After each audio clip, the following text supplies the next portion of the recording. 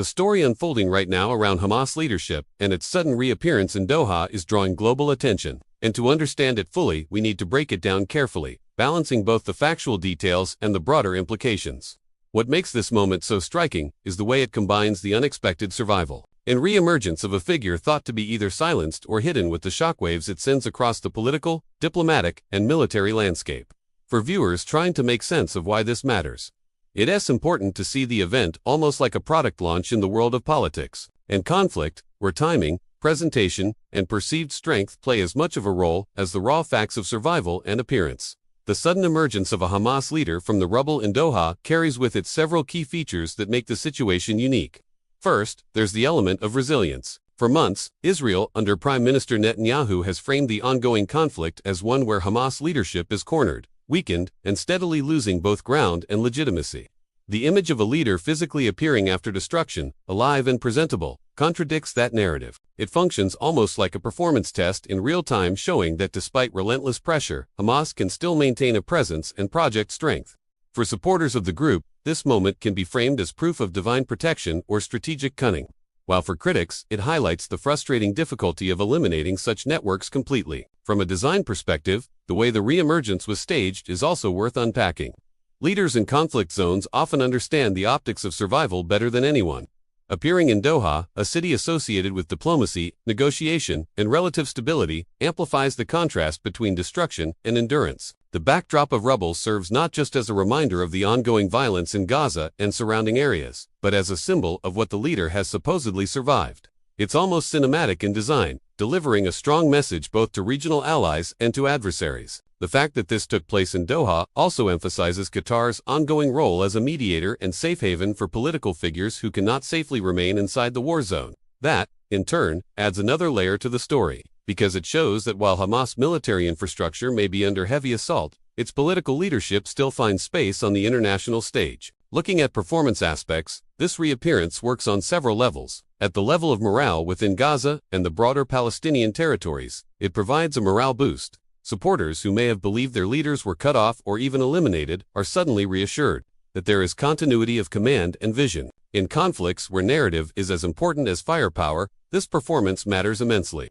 It demonstrates an ability to control the storyline, even if only temporarily, and to push back against the dominant narrative being advanced by Netanyahu's government. At the same time, for Israel and its leadership, this sudden visibility can be read as a performance failure. Netanyahu has repeatedly promised decisive actions, crushing blows, and final victories.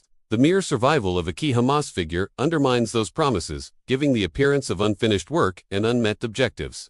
The unique selling point of this moment lies in its combination of timing and perception. The Middle East is not only a battleground of armies, but also of media, symbols, and psychological influence. A sudden emergence like this works almost like a shock advertisement campaign, disrupting the flow of daily reports and forcing global media to cover it. It ensures Hamas is not just mentioned as a defeated or retreating force, but as one still capable of unexpected moves.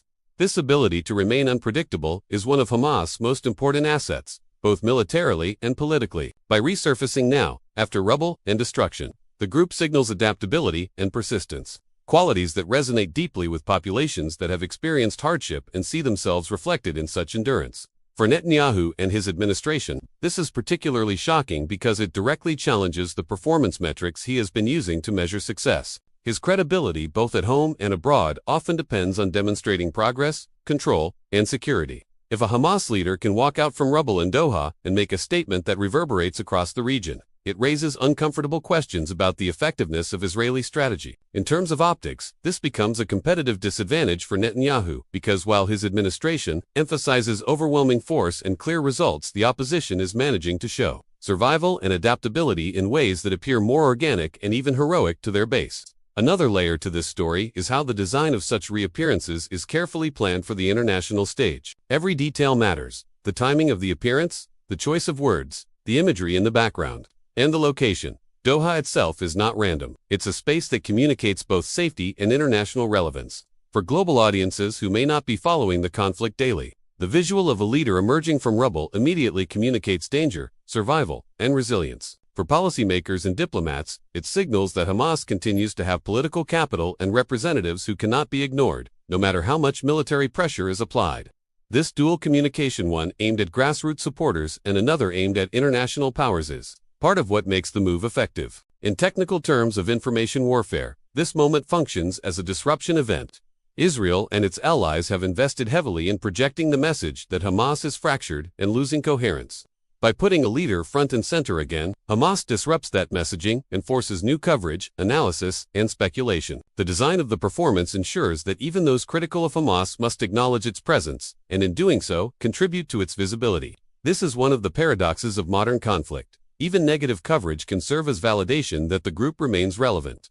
From a wider perspective, the sudden appearance also highlights the role of Qatar and Doha specifically. Qatar has long played a complicated role in Middle Eastern politics, balancing its position as a U.S. ally hosting American military bases with its open-door policy for groups like Hamas and the Taliban.